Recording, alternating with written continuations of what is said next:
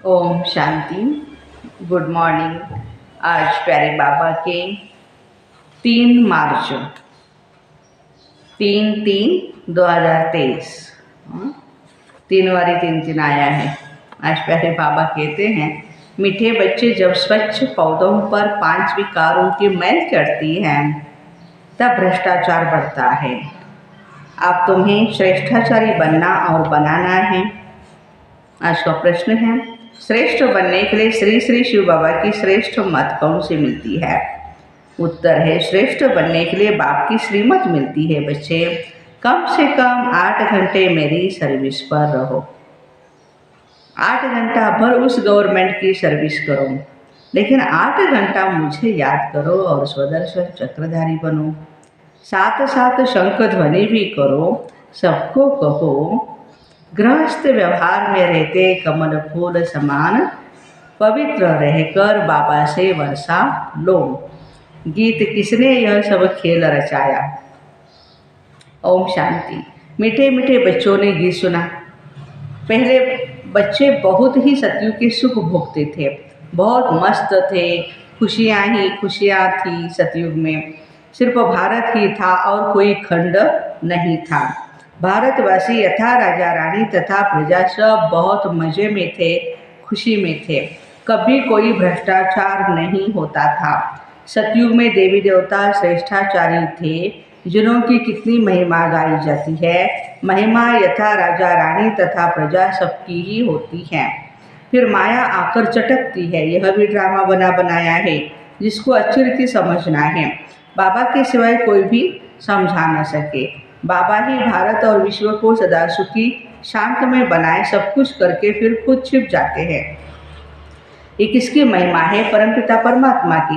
भारत में जब स्वर्ग था तो देवी देवताओं का राज्य था, सतो प्रधान था, दुख का नाम निशान नहीं था। फिर आधा कल्प के बाद रावण राज्य हुआ। सतयुग के देवताओं के लिए गाया जाता है संपूर्ण निर्विकारी मर्यादा पुरुषोत्तम। वहाँ तो कभी भ्रष्टाचार हो नहीं सकता, वहाँ तो श्रेष्ठाचारी थे। पौधे जो स्वच्छ थे, उन पर 5 विकारों की मैल चढ़ने से भ्रष्टाचार होते होते अब पूरा भ्रष्टाचार हो गया है। राजा रानी, आज बाबा पौधा किसको कह रहे हैं? आत्मा को। पौधे स्वच्छ थे, राजा रानी तथा प्रजा जो श्रेष्ठाचारी थे, अभी सब भ्रष्टाचारी बन पड़े हैं।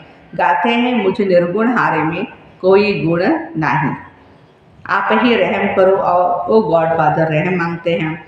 देवी देवताओं के आगे जाकर कहते हैं कि हमको ऐसा बनाओ। ड्रामा को जानते नहीं वह, फिर ऐसा कब बनेंगे? तो तुम श्रेष्ठाचारी थे, भ्रष्टाचार का नाम नहीं था। इस समय सभी मनुष्य भ्रष्ट बन पड़े हैं। यथा राजा रानी तथा प्रजा सब भ्रष्टाचारी से श्रेष्ठाचारी कैसे बढ़ सकते हैं, ये कोई भी नहीं जानते। यह है ही पतित दुनिया, भ्रष्टाचार होना ही है। अब बाबा कहते हैं, जो कुछ समझो वह फिर औरों को भी समझाओ। अपने लिए सीमित नहीं रखो, अपने खुद की सीमित। बाबा कहते हैं दूसरों को भी समझाओ। बाबा की महिमा भी गाते हैं, अपने आप सब कुछ करके अपने आप छिपाया। निराकार भगवान को आना जरूर पड़ता है। शिव जयंती भी मनाते हैं। कैसे आते हैं अभी तुम बच्चे जानते हो। शिव है ही पतित पावन। उनको आना ही तब है जब सारी सृष्टि ही पतित बनती है। उसको आकर पावन बनाना है। 2-4 को तो पावन नहीं बनाएंगे ना। यथा राजा रानी तथा प्रजा पावन थे, और फिर यथा राजा रानी तथा प्रजा पतित है। अभी तो राजा रानी है नहीं, जानते हैं राजे लोग थे, अब उन्हों के राजा ही है नहीं। ब्रिटिश गवर्नमेंट थी तो साहूकार लोग, जमींदार लोग आदि धन देते थे। हम सभी को ये पता है कि महाराणा प्रताप जी को भी युद्ध के दौरान अपना सारा खजाना देने वाले भामाशाह, और यहाँ महात्मा गांधी जी को बिड़ला जी ने अपना सारा खजाना खोल के दिया हुआ था। ये अपना राष्ट्र के लिए सब कुछ है। ये दोनों ही बहुत बड़े दानी शेठ जी हैं। तो बाबा कहते हैं कि उन जमींदारों ने धन दिया उनको, तो कोई नहीं 20 25-30 हज़ार दिया तो टाइटल मिल जाता था। उस समय की बात है जब अंग्रेज थे तो कोई सर वगैरह ऐसे टाइटल्स मिलते थे ना। बाबा अनुभवी है, शिव बाबा ने भी अनुभवी रथ लिया है। ऐसा वैसा रथ थोड़े ही लेगा, स्वयं भगवान है ना, परख परख करके लिया है रथ को भी। तो बड़े बड़े राजाएं होते हैं तो वह घोड़े बहुत फर्स्ट क्लास रखते हैं। जानवरों में भी कोई कोई बहुत अच्छे होते हैं, जैसे ऊँट कोई बहुत अच्छे होते हैं, बैठो तो जैसे एरोप्लेन चलता है। कोई तो ऐसा होता है बहुत ठंडे, बहुत ही उसको डंडे लगाने पड़ते हैं ऊँट। तो बरोबर यह भारत 5000 वर्ष पहले बहुत अच्छा स्वर्ग था, मशहूर है। क्रिश्चियन लोग भी कहते हैं क्राइस्ट से 3000 वर्ष पहले स्वर्ग था। तो बरोबर कल्प 5000 वर्ष का हो गया। खुद ही कल्प की आयु बतलाते हैं, फिर सतयुग को लाखों वर्ष कह देते हैं। ऐसे ऐसे पॉइंट्स बाबा समझाते हैं जो धारण कर दूसरों को समझानी है, परंतु समझाते नहीं। अभी तुम बच्चे जानते हो बरोबर हम श्रेष्ठाचारी थे, यथा राजा रानी तथा प्रजा सब श्रेष्ठ थे। शेर बकरी इकट्ठा जल पीते थे। वहाँ कंस जरासंधि हिरण्यकश्यप आदि कुछ भी नहीं थे। हिरण्यकश्यप आदि को सतयुग में और श्री कृष्ण को फिर द्वापर युग में ले गए। रावण को त्रेता में ले जाते हैं, सब आसुरों के अलग अलग नाम दे देते हैं। कुंभकर्ण आदि भी सब आसुरों के नाम है। अभी है आसुरी संप्रदाय अर्थात आसुरी मत देने वाले, आसुरी मत पर चलने वाले। अभी बाबा आकर के श्री मत देते हैं, जिससे तुम ब्राह्मण से देवता बनते हो। परमपिता परमात्मा ब्रह्मा के मुख कमल से ब्राह्मण, देवता और क्षत्रिय धर्म स्थापन करते हैं। दूसरा कोई धर्म वहाँ होता नहीं। सतयुग त्रेता में तो दूसरा कोई धर्म स्थापन नहीं हुआ। दोनों युग की एज तो एक जैसी 1250 वर्ष की है। सतयुग में दैवी राज्य होता है और त्रेता युग में क्षत्रिय राज्य होता है, क्षत्रिय। सूर्यवंशी और चंद्रवंशी, यह सूर्यवंशी और चंद्रवंशी राजधानी किसने स्थापन की? क्या ऐसे कहेंगे कि चंद्रवंशी राजधानी श्री राम ने स्थापन की? सूर्यवंशी राजधानी श्री लक्ष्मी नारायण ने स्थापन की? नहीं, दोनों ही स्थापन करने वाला है परमपिता परमात्मा। स्वर्ग का रचयिता है बाप। सतयुग त्रेता की राजाई रची है, गाया जाता है परमपिता परमात्मा ने ब्रह्मा मुख से ब्राह्मण, देवता, क्षत्रिय धर्म रचा। बाबा कहते हैं यह जो तुमको ज्ञान सुनाता हूँ ना, ये फिर प्रायः लोप हो जाएगा। इस्लामी, बौद्धि आदि जो भी धर्म स्थापन करके गए हैं उनका नाम, रूप, देश काल आदि तो नहीं भूलेंगे, उनको तो सब जानते हैं। यह देवता धर्म में कैसे स्थापन करता हूँ यह ज्ञान सब भूल जाएंगे। द्वापर में फिर कितने धर्म स्थापन हो जाते, एक ही इस्लामी बौद्ध धर्म में यह सैकड़ों हो गए। आपस में कितना लड़ते झगड़ते रहते हैं। अभी तुम जानते हो बाबा कैसे सब कुछ करके अपने आप को छिपा लेते हैं। स्वर्ग में जो देवी देवता थे उनको फिर माया आकर चटकी, पूरे बेगुण बन गए। गाते भी हैं मुझे निर्गुण हारे में कोई गुण नहीं। तब तो गुणवान देवताओं की पूजा करते हैं।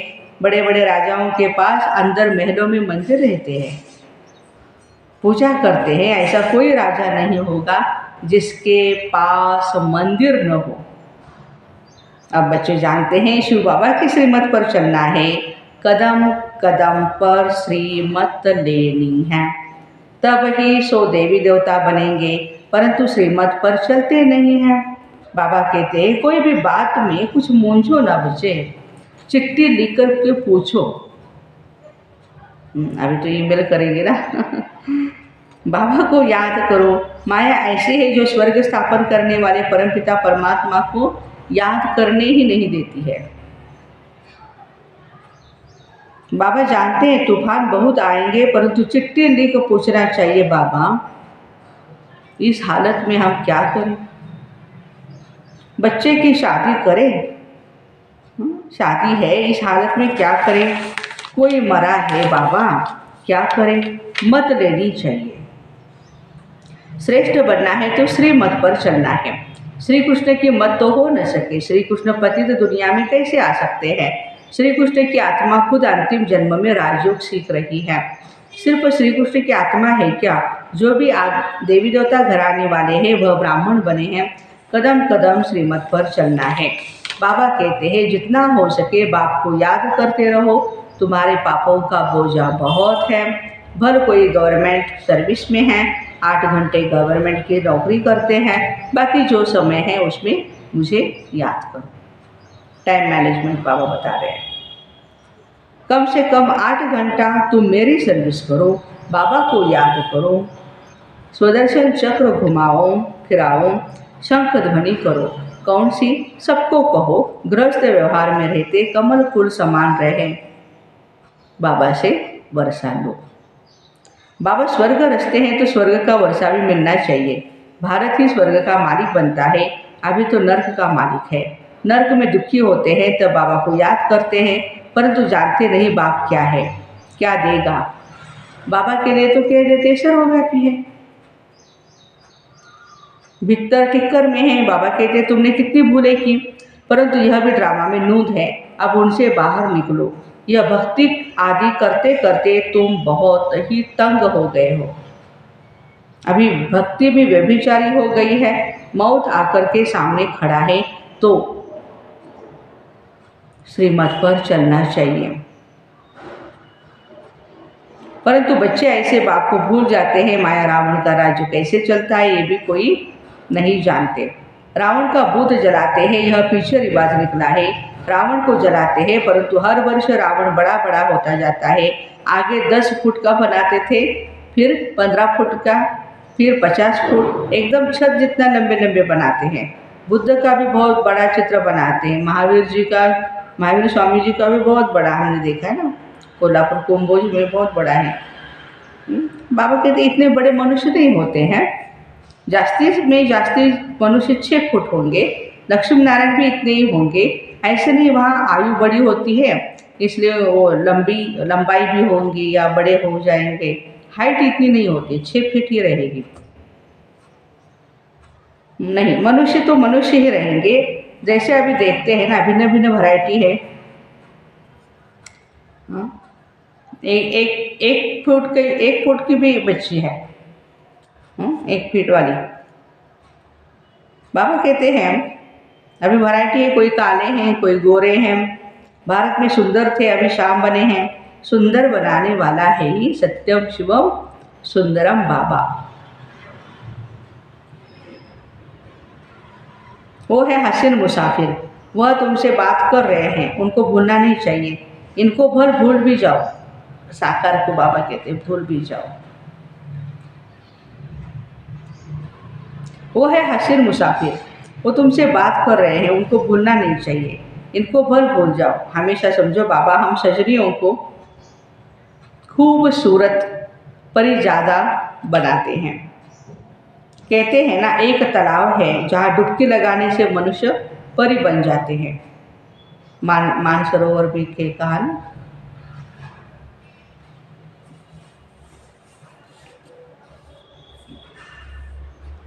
फल कितना भी अभी तुम समझते ज्ञान सागर द्वारा ज्ञान की परी बन जाते हैं। अभी तो नर्क की परी होना, परी ही है लेकिन नर्क की है। भल कितना भी कोई फैशन करे, पाउडर आधे लगाए, फिर भी तो नर्क ही है ना। कोई से भी पूछो यह स्वर्ग है या नर्क, कहते हैं साहूकारों के लिए स्वर्ग है। स्वर्ग नर्क को भी जानते नहीं तो श्रीमत का ख्याल रखना चाहिए। श्रीमत को भी नहीं जानते हैं तो बाबा कहते हैं कि स्वर्ग और नर्क क्या चीज़ है, ये देखना है हमें बच्चों को।